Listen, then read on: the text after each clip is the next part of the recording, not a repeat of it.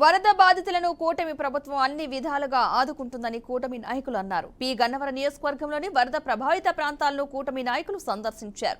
వరద బాధితులతో మండల పరిషత్ అధ్యక్షురాలు గనిశెట్టి నాగలక్ష్మి శ్రీనివాస్, ఎమ్మెల్యే సోదరుడు గిడ్డి వెంకటేశ్వరరావు మాట్లాడారు. ఈ సందర్భంగా బాధితులకు బియ్యం, కూరగాయలు అందజేశారు.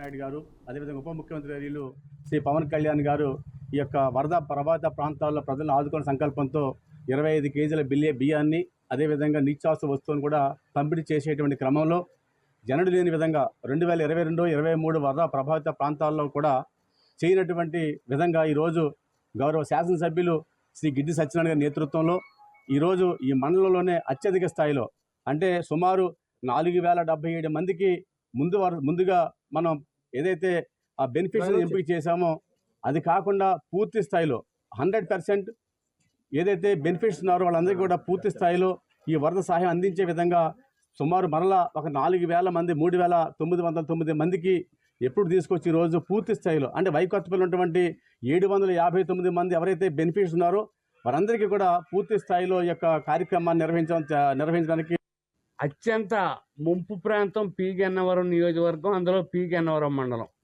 ఈ పి గన్నవరం మండలంలోని 20 గ్రామాలు కూడా వరదకి ముంపుకు గురవుతాయి.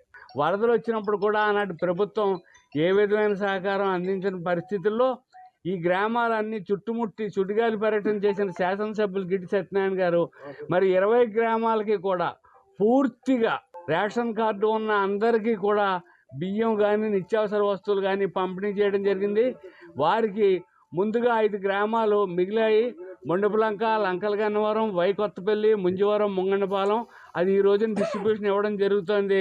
వారికి ఈ 5 గ్రామాల తరఫున కూడా కూటమి నాయకులు, బీజేపీ, జనసేన, తెలుగుదేశం నాయకులు